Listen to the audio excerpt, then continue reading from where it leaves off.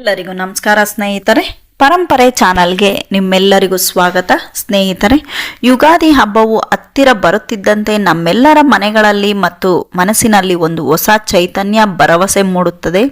ಇದು ಕೇವಲ ಗೋಡೆಯ ಮೇಲಿರುವ ಕ್ಯಾಲೆಂಡರ್ ಅಥವಾ ವರ್ಷದ ಸಂಖ್ಯೆ ಬದಲಾಗಿಸುವ ಸಾಮಾನ್ಯ ದಿನವಲ್ಲ, ಬದಲಾಗಿ ನಮ್ಮ ಬದುಕಿನ ಹೊಸ ಪುಟಗಳು ಮತ್ತು ಹೊಸ ಆಸೆಗಳು ಅತ್ಯಂತ ಶುಭವಾಗಿ ದೈಹಿಕವಾಗಿ ತೆರೆದುಕೊಳ್ಳುವ ಪರಮ ಪವಿತ್ರವಾದ ದಿನವಾಗಿದೆ. ಆದರೆ ಪ್ರತಿ ವರ್ಷ ನಾವು ಇಷ್ಟೊಂದು ಸಡಗರ ಮತ್ತು ಭಕ್ತಿಯಿಂದ ಆಚರಿಸುವ ಈ ಯುಗಾದಿಯ ನಿಜವಾದ ಕಾರಣವೇನು? ನಾವು ದೇವರ ಪ್ರಸಾದದಂತೆ ಸ್ವೀಕರಿಸುವ ಬೇವು ಮತ್ತು ಬೆಲ್ಲದ ಹಿಂದೆ ಅಡಗಿರುವ ಪೌರಾಣಿಕ ರಹಸ್ಯವಾದರೂ ಏನು? ಯುಗಾದಿ ಎಂದರೆ ಕೇವಲ ಹೊಸ ವರ್ಷದ ಆರಂಭವಷ್ಟೇ ಅಲ್ಲ, ಇದರ ಹಿಂದೆ ಬ್ರಹ್ಮಾಂಡದ ಸೃಷ್ಟಿ, ಭಗವಾನ್ ಶ್ರೀರಾಮನ ವಿಜಯ, ಮಹಾಭಾರತದ ಅಂತ್ಯ ಹಾಗೂ ದೇವತೆಗಳ ಸಮುದ್ರ ಮನತನದ ರೋಮಾಂಚನಕಾರಿ ಇತಿಹಾಸಗಳು ಅಡಗಿವೆ. ನಮ್ಮ ಹಿರಿಯರು ನಮಗೆ ತಿಳಿಸಿಕೊಟ್ಟಿರುವ ಈ ಮಹಾನ್ ಜ್ಞಾನ ಮತ್ತು ಯುಗಾದಿಯ ನಿಗೂಢ ರಹಸ್ಯಗಳನ್ನು ಇಂದಿಗೂ ದೈವಿಕ ವಿಡಿಯೋದಲ್ಲಿ ನಾವು ತಿಳಿದುಕೊಳ್ಳೋಣ. ಈ ಮಾಹಿತಿಯನ್ನು ಎಲ್ಲಿಯೂ ಸ್ಕಿಪ್ ಮಾಡದೆ ದೇವಸ್ಮರಣೆ ಮಾಡುತ್ತಾ ಭಕ್ತಿಯಿಂದ ಕೊನೆವರೆಗೂ ನೋಡಿ.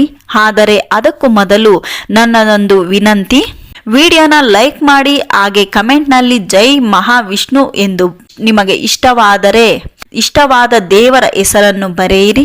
ದೇವರಿಗೆ ನಿಮ್ಮ ಕೃತಜ್ಞತೆ ಹೇಳಿ ಕತೆ ಶುರು ಮಾಡೋಣ. ಸ್ನೇಹಿತರೆ, ಅದೆಷ್ಟೋ ಕೋಟಿ ಯುಗಗಳ ಹಿಂದೆ ಈ ಬ್ರಹ್ಮಾಂಡವು ಸಂಪೂರ್ಣ ಕತ್ತಲು ಮತ್ತು ಶೂನ್ಯದಿಂದ ಕೂಡಿತ್ತು.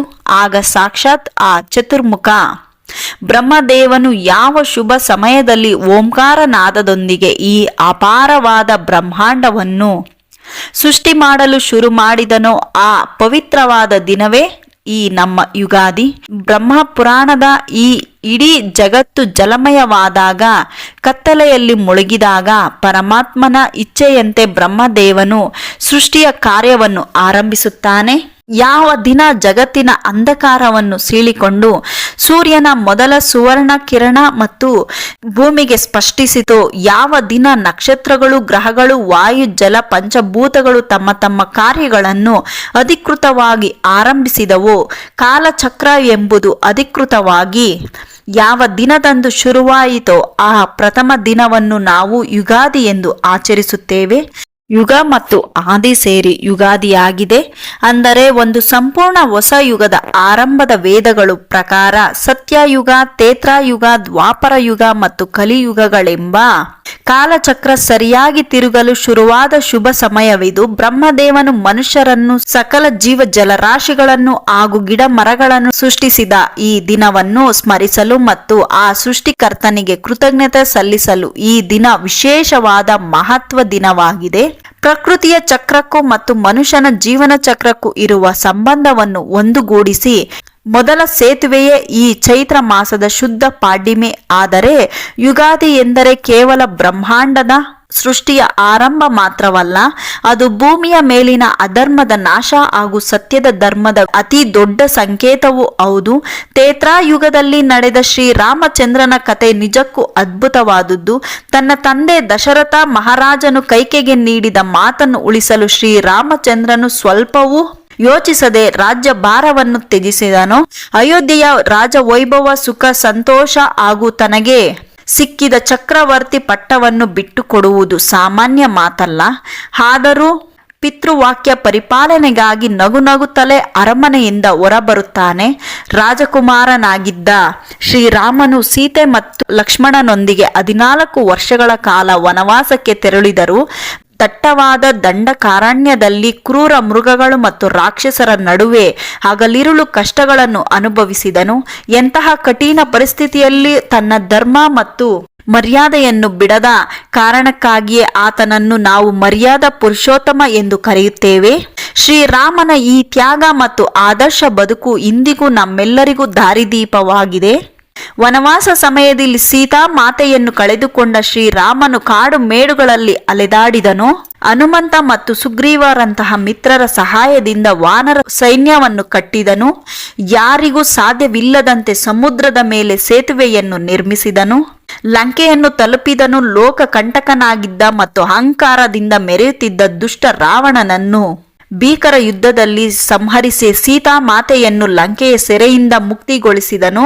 ಮರಳಿ ಅಯೋಧ್ಯೆಗೆ ಹಿಂದಿರುಗಿ ವನವಾಸದಲ್ಲಿ ಶ್ರೀರಾಮನಿದ್ದ ಸಹೋದರ ಭರತ ಅಣ್ಣನಿಗಾಗಿ ಕಾಯುತ್ತಿದ್ದ ಸಿಂಹಾಸನದ ಮೇಲೆ ರಾಮನ ಪಾದಕೆಗಳನ್ನಿಟ್ಟು ತಾನು ನೆಲದ ಮೇಲೆ ಮಲಗುತ್ತಾ ಒಬ್ಬ ತಪಸ್ಸಿಯಂತೆ ರಾಜ್ಯಭಾರ ಮಾಡುತ್ತಿದ್ದ ಅಯೋಧ್ಯೆಯ ಜನತೆ ತಮ್ಮ ಪ್ರೀತಿಯ ಕರುಣಾಮಯಿ ಧರ್ಮ ಪ್ರಭು ಶ್ರೀರಾಮನಿಗಾಗಿ ಬರೋಬ್ಬರಿ 14 ವರ್ಷಗಳ ಕಾಲ ಕಣ್ಣೀರಿಡುತ್ತಾ ಆತನ ಬರುವಿಕೆಗಾಗಿ ಹಗಲಿರುಳು ಕಾಯುತ್ತಿದ್ದರು. ಕೊನೆಗೂ ಆ ದಿನ ಬಂದೇ ಬಿಟ್ಟಿತು. 14 ವರ್ಷಗಳ ವನವಾಸ ಮುಗಿಸಿ ಶ್ರೀರಾಮ, ಸೀತಾದೇವಿ, ಲಕ್ಷ್ಮಣ ಮತ್ತು ಹನುಮಂತ ಪುಷ್ಪಕ ವಿಮಾನದಲ್ಲಿ ಅಯೋಧ್ಯೆಗೆ ಬರುತ್ತಾರೆ.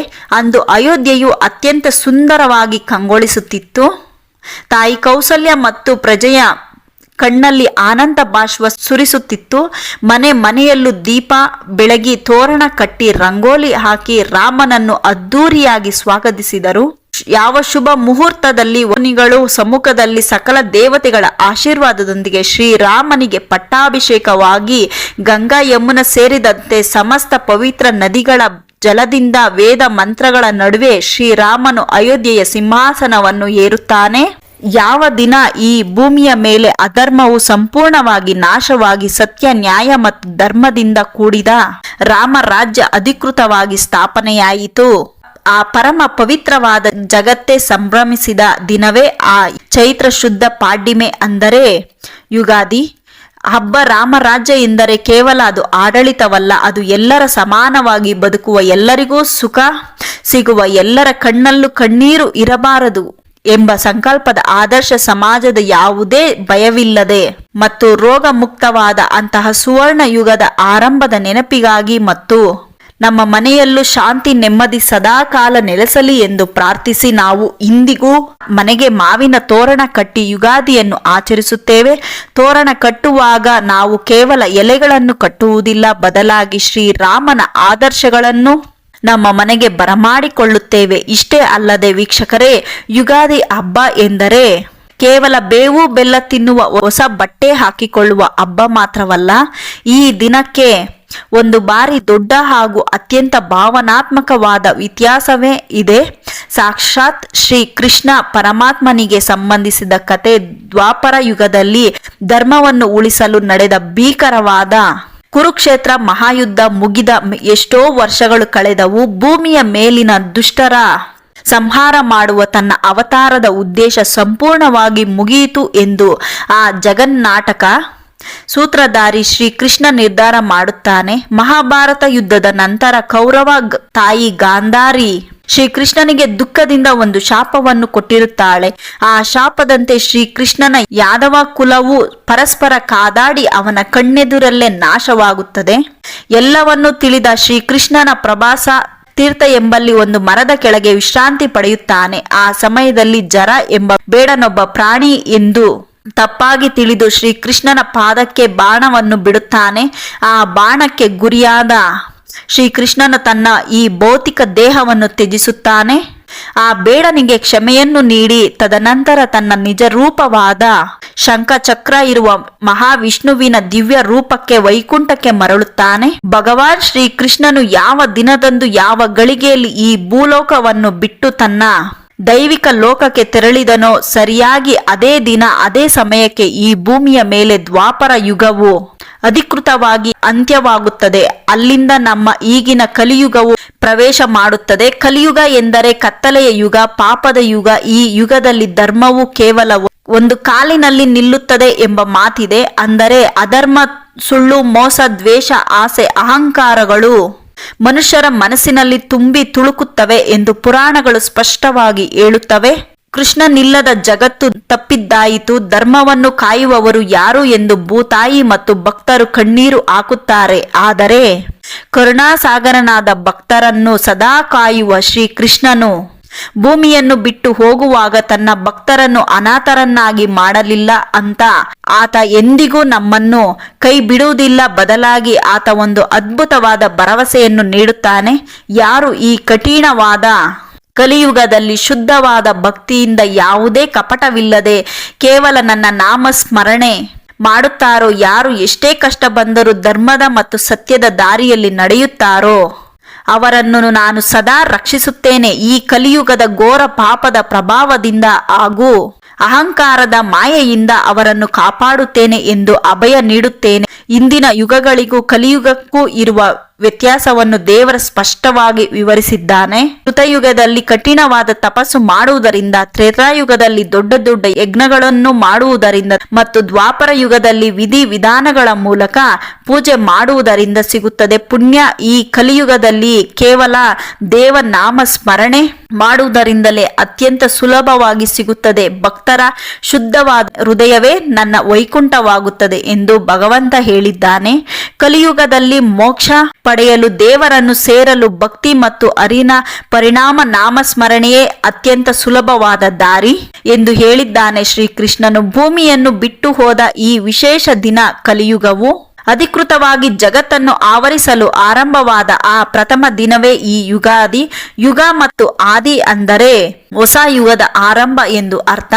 ಈ ಯುಗಗಳ ಬದಲಾವಣೆ ಮಹತ್ವದ ದಿನವನ್ನು ಸ್ಮರಿಸಲು ನಾವು ಈ ಹಬ್ಬವನ್ನು ಆಚರಿಸುತ್ತೇವೆ. ಕಲಿಯುಗದಲ್ಲಿ ನಮಗೆ ಪ್ರತಿದಿನ ಎದುರಾಗುವ ಸವಾಲುಗಳನ್ನು, ಕೆಟ್ಟ ಆಸೆಗಳನ್ನು ಹಾಗೂ ಕಷ್ಟಗಳನ್ನು ಎದುರಿಸಲು ಭಗವಂತನ ರಕ್ಷಣೆ ಸದಾ ನಮ್ಮ ಮೇಲಿರಲಿ ಎಂದು ಪ್ರಾರ್ಥಿಸಲು ನಾವು ಯುಗಾದಿಯ ದಿನ ಅತ್ಯಂತ ಶ್ರದ್ಧಾ ಭಕ್ತಿಗಳಿಂದ ದೇವಸ್ಥಾನಗಳಿಗೆ ಭೇಟಿ ನೀಡುತ್ತೇವೆ. ಇನ್ನು ಹಬ್ಬದ ದಿನ ನಾವು ಮುಂಜಾನೆ ಎದ್ದು ಸ್ನಾನವಾದ ತಕ್ಷಣ ದೇವರ ಮುಂದೆ ಕುಳಿತು ಕಡ್ಡಾಯವಾಗಿ ತಿನ್ನುವ ಆ ಬೇವು ಮತ್ತು ಬೆಲ್ಲದ ಹಿಂದಿರುವ ಪೌರಾಣಿಕ ರಹಸ್ಯವಾದರೂ ಏನು ಎಂದು ಗೊತ್ತಾ? ಇದು ಕೇವಲ ಕಥೆಯಾಗಿರದೆ ನಮ್ಮ ಪ್ರತಿಯೊಬ್ಬರ ಬದುಕಿಗೂ ದಾರಿ ದೀಪವಾಗಬಲ್ಲ ನಮಗೆ ಜೀವನ ಪಾಠವಾಗಿರುವ ಅದರ ಆಳವಾದ ಅರ್ಥವನ್ನು ತಿಳಿಯೋಣ. ಇಂದೊಮ್ಮೆ ಸೃಷ್ಟಿಯ ರಹಸ್ಯಗಳನ್ನು ಬಲ್ಲ ಮಹಾ ತಪಸ್ವಿಗಳು ಆಗ ವಿಪರೀತ ಕೋಪಕ್ಕೆ ಹೆಸರಾದ ಮುನಿಗಳು ಭೂಲೋಕದಿಂದ ವೈಕುಂಠಕ್ಕೆ ಪ್ರಯಾಣ ಬೆಳೆಸಿದರು. ಅಲ್ಲಿ ಅವರು ಸಾಕ್ಷಾತ್ ಶ್ರೀ ಹರಿಯರನ್ನು ಭೇಟಿ ಮಾಡಿ ಬೀರುವ ದಿವ್ಯವಾದ ಹೂವಿನ ಹಾರ ಸಿಗುತ್ತದೆ. ಆ ಹಾರದ ದೈವಿಕ ಕಂಪಿಗೆ ಮತ್ತು ಸೌಂದರ್ಯಕ್ಕೆ ಮನಸೋತ ಮುನಿಗಳು ಜಗತ್ತಿನಲ್ಲಿ ಇದನ್ನು ಧರಿಸುವ ಯೋಗ್ಯತೆ ದೇವತೆಗಳ ಒಡೆಯನಾದ ದೇವೇಂದ್ರನಿಗೆ ಮಾತ್ರ ಇದೆ ಎಂದು ಭಾವಿಸಿ ಅದನ್ನು ತಂದು ತಮ್ಮ ಭಕ್ತಿಯ ಸಂಕೇತವಾಗಿ ಇಂದ್ರನಿಗೆ ಕೊಡಲು ನಿರ್ಧರಿಸುತ್ತಾರೆ. ಆದರೆ ಇಂದ್ರನಿಗೆ ಆ ಸಮಯದಲ್ಲಿ ತನ್ನ ಸಂಪತ್ತು, 3 ಲೋಕ ಒಡೆತನ, ಅಧಿಕಾರ ಬಗ್ಗೆ ವಿಪರೀತ ಅಹಂಕಾರವಿತ್ತು. ರಂಬೆ ಓರ್ವಶಿಯರ ನೃತ್ಯ ಮಾಡಲು ತೇಲಾಡುತ್ತಿದ್ದ ಆತನಿಗೆ ಮುನಿಗಳು ಆಗಮವಾಗಲಿ ಅವರು ತಂದ ಭಕ್ತಿಯ ಕಾಣಿಕೆವಾಗಲಿ ದೊಡ್ಡದೇನೆನಿಸಿಲ್ಲ. ಅಹಂಕಾರದಿಂದ ಮುನಿಗಳು ಕೊಟ್ಟ ಹಾರವನ್ನು ನಿರ್ಲಕ್ಷ್ಯ ಮಾಡಿ ವಾಹನದ ಐರಾವತ ಆನೆಯ ತಲೆಯ ಮೇಲಿಡುತ್ತಾನೆ. ಪ್ರಾಣಿಗಳ ದಿವ್ಯ ಹಾರ ಮೇಲೆ ಏನಿದು ತಿಳಿಯದೆ ಅದರ ವಿಪರೀತ ಪರಿಮಳದಿಂದ ಕಿರಿಕಿರಿಗೊಂಡು ತುಳಿದು ಬಿಡುತ್ತದೆ. ತಮ್ಮ ಭಕ್ತಿಗೆ ಮತ್ತು ಸಾಕ್ಷಾತ್ ಶ್ರೀ ಹರಿಯ ಪ್ರಸಾದಕ್ಕೆ ಆದ ಈ ಘೋರ ಅವಮಾನವನ್ನು ನೋಡಿ ತೀವ್ರವಾಗಿ ಕೋಪಗೊಂಡು ದುರ್ಮಾಸ ಮುನಿಗಳು ಅಕ್ಷರಸ ಸಿಡಿದೆದ್ದರು. ಅವರ ಕಣ್ಣುಗಳು ಕೆಂಪಾದವು. ಹೇ ಇಂದ್ರ, ಯಾವ ಸಂಪತ್ತು ಮತ್ತು ಅಧಿಕಾರ ಮಂದದಿಂದ ನೀನು ಈ ದುರಹಂಕಾರ ತೋರಿದೆಯೋ ಆ ನಿನ್ನ ಸಂಪತ್ತು, ದೈವಿಕ ಶಕ್ತಿ, ನಿನ್ನ ಈ ಅಹಂಕಾರ ಎಲ್ಲವೂ ಹಿಂದೆ ಈಗಲೇ ನಾಶವಾಗಲಿ. 3 ಲೋಕ ಒಡೆತ ಕಳೆದುಕೊಳ್ಳಲಿ, ಬೀದಿ ಪಾಲಾಗುವು ಎಂದು ಕಠೋರವಾಗಿ ಶಪಿಸುತ್ತಾರೆ. ಈ ಶಾಪದಿಂದ ಪ್ರಭಾವದಿಂದ ಸ್ವರ್ಗದ ಒಡೆಯನಾದ ಇಂದ್ರ, ಎಲ್ಲಾ ದೇವತೆಗಳು ಶಕ್ತಿ ಮತ್ತು ಸಂಪತ್ತು, ದೈವಿಕ ತೇಜಸ್ಸನ್ನು ಸಂಪೂರ್ಣವಾಗಿ ಕಳೆದುಕೊಳ್ಳುತ್ತಾರೆ. ಅವರ ಮುಖ ಕಳೆ ಮಾಯವಾಗಿ ರೋಗಗಳಂತೆ, ವಯಸ್ಸಾದವರಂತೆ ಮತ್ತು ತೇಜೋನ್ಮಯರಾಗಿದ್ದ ಬಲಹೀನರಾಗಿ ಕಾಣುತ್ತಾರೆ. ದೇವಲೋಕದ ಕಲ್ಪವೃಕ್ಷ, ಕಾಮಧೇನು ಎಲ್ಲವೂ ಮಾಯವಾಗುತ್ತದೆ. ಇದೇ ಸರಿಯಾದ ಸಮಯ ಎಂದು ಪಾತಾಳದಲ್ಲಿ ಹೊಂಚು ಹಾಕಿ ಕಾಯುತ್ತಿದ್ದ ದೈತ್ಯರ ಒಡೆಯ ಕ್ರೂರ ರಾಕ್ಷಸ ಪಡೆದ ತಮ್ಮ ಗುರುಚಕ್ರರನ್ನು ಮೇಲೆ ಏಕಾಏಕಿ ಭಾರಿ ಸೈನ್ಯದೊಂದಿಗೆ ದಾಳಿ ಮಾಡುತ್ತಾರೆ. ಶಕ್ತಿ ಇಲ್ಲದ ದೇವತೆಗಳು ಆ ಭೀಕರ ಯುದ್ಧದಲ್ಲಿ ರಾಕ್ಷಸರು ಏಟುಗಳನ್ನು ತಾಳಲಾರದೆ ಕಂಗಾಲಾಗುತ್ತಾರೆ. ರಾಕ್ಷಸರು ದೇವತೆಗಳನ್ನು ನಿರ್ದಯವಾಗಿ ಸೋಲಿಸಿ ಸ್ವರ್ಗದಿಂದ ಓಡಿಸುತ್ತಾರೆ. ದಿಕ್ಕು ತೋಚದೆ ಕಳೆದುಕೊಂಡು ಅನಾಥರಾಗಿ ಕಾಡು ಮೇಡುಗಳಲ್ಲಿ ಅಲೆದಾಡಿ ಪರಿಸ್ಥಿತಿ ದೇವತೆಗಳಿಗೆ ಬರುತ್ತದೆ. ಬೇರೆ ದಾರಿ ಇಲ್ಲದೆ ಎಲ್ಲರೂ ತಕ್ಷಣವೇ ಬ್ರಹ್ಮ ಮತ್ತು ಪರಶಿವನ ಜೊತೆಗೂಡಿ ಮಹಾವಿಷ್ಣುವಿನ ಬಳಿ ಕ್ಷೀರ ಸಾಗರಕ್ಕೆ ಓಡಿ ಹೋಗಿ ರಕ್ಷಣೆಗಾಗಿ ಬೇಡುತ್ತಾರೆ. ಆ ಕರುಣಾಮಯಿ ನಾರಾಯಣರು ನಗುತ್ತಾರೆ, ಏ ದೇವತೆಗಳೇ, ಅಹಂಕಾರದಿಂದ ನೀವು ಕಳೆದುಕೊಂಡ ಶಕ್ತಿ, ಸಂಪತ್ತು ಮತ್ತು ಯೌವನವನ್ನು ಮರಳಿ ಪಡೆಯಲು ಈಗ ಇರುವ ಒಂದೇ ದಾರಿ ಆ ಬೃಹತ್ ಕ್ಷೀರ ಸಾಗರವನ್ನು ಪಡೆಯಬೇಕು. ಮನತನದಿಂದ ನಾನು ವಸ್ತುಗಳನ್ನು ಹೊರಬರುತ್ತವೆ. ಕೊನೆಗೆ ಸಿಗುವ ಅಮೃತವನ್ನು ಕುಡಿದರೆ ಮಾತ್ರ ನೀವು ಬಲಶಾಲಿಗಳಾಗುತ್ತೀರಿ ಮತ್ತು ಸಾವನ್ನು ಗೆಲ್ಲುತ್ತೀರಿ. ಆದರೆ ಆ ದೊಡ್ಡ ಕೆಲಸವನ್ನು ಈ ಬೃಹತ್ ಮನತನ ದೇಶವನ್ನು ನೀವು ಶಕ್ತಿಹೀನರಾಗುವ ಒಂಟಿಯಾಗಿ ಮಾಡಲು ಖಂಡಿತ ಸಾಧ್ಯವಿಲ್ಲ.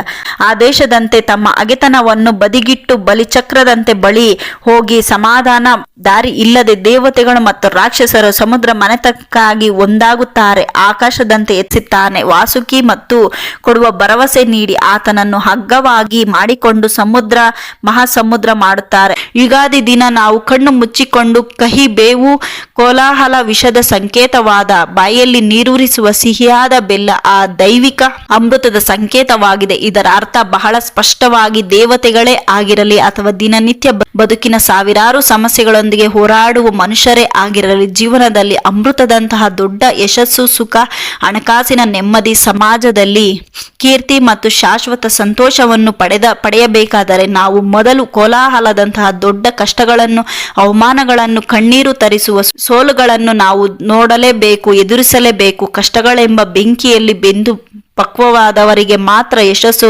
ಖಂಡಿತ. ನಿಜವಾದ ಬೆಲೆ ತಿಳಿಯುತ್ತಲೇ ಜೀವನದಲ್ಲಿ ಅಂಧಕಾರ, ಕತ್ತಲೆಯನ್ನು ಮತ್ತು ಬಡತನದಲ್ಲಿ ನೊಂದವರಿಗೆ ಮಾತ್ರ ಬೆಳಕಿನ ಮತ್ತು ಸಿರಿತನದ ಮಹತ್ವವನ್ನು ಗೊತ್ತಿರುತ್ತದೆ. ಸಿಹಿಯಾದ ಬೆಲ್ಲದ ಅಚ್ಚಲ್ಲ, ಅದು ಕಹಿಯಾದ ಬೇವಿನ ಅನಿವಾರ್ಯ. ಬಂದಿದೆ ಕೈಯಲ್ಲಿ ಏನು ಆಗುತ್ತಿಲ್ಲ ಎಂದರೆ ನಾಳೆ ಖಂಡಿತ ಸುಖದ ಬಾಗಿಲು ತೆರೆಯುತ್ತದೆ. ಭರವಸೆಯ ನಂಬಿಕೆ ಪ್ರತೀಕವಾಗಿ ಈ ಬೇವು ಬೆಲ್ಲ ಭಗವದ್ಗೀತೆಯಲ್ಲಿ ಸಾಕ್ಷಾತ್ ಕೃಷ್ಣ ಪರಮಾತ್ಮ ಅರ್ಜುನನಿಗೆ ಹೇಳಿರುವ ಕಷ್ಟ ಮತ್ತು ಸುಖಗಳನ್ನು, ಸೋಲು ಮತ್ತು ಗೆಲುವುಗಳನ್ನು, ಮಾನ ಮತ್ತು ಅವಮಾನಗಳನ್ನು ಮನುಷ್ಯನು ಸಮಾನವಾಗಿ ಸ್ಥಿತ ಜ್ಞಾಪನವಾಗಿ ಸ್ವೀಕರಿಸಬೇಕು. ಎಲ್ಲವೂ ನಡೆಯುತ್ತದೆ ಎಂಬ ಅಹಂಕಾರವಿಲ್ಲದೆ, ಕಷ್ಟ ಬಂದಾಗ ಸುಖ ಬಂದಾಗ ಹಿಗ್ಗಿ ಮೈಮರೆಯದೆ ಎಲ್ಲವೂ ಭಗವಂತನ ಇಚ್ಛೆ ಎಂದು ಬದುಕಿ ನಿಜವಾದ ರಾಮರಾಜ್ಯವಾಗುತ್ತದೆ. ದುಃಖದ ಅರಿವಿಲ್ಲದೆ ಸುಖದ ಬೇರುಗಳು ಎಷ್ಟು ಗಟ್ಟಿಯಾಗಿವೆ ಎಂಬುದಕ್ಕೆ ಈ ಹಬ್ಬವೇ ಸಾಕ್ಷಿ. ವೀಕ್ಷಕರೇ, ಈ ವಿಡಿಯೋ ನಿಮಗೆ ಇಷ್ಟವಾದರೆ ವಿಡಿಯೋನ ಲೈಕ್ ಮಾಡಿ ಮತ್ತು ಕಮೆಂಟ್ನಲ್ಲಿ ಜೈ ಮಹಾವಿಷ್ಣು ಅಥವಾ ಜೈ ಶ್ರೀಕೃಷ್ಣ ಎಂದು ಬರೆಯಿರಿ. ಮತ್ತೆ ಮುಂದಿನ ವಿಡಿಯೋಗಾಗಿ ಸಿಗೋಣ. ಓಂ ನಮಃ ಶಿವಾಯ.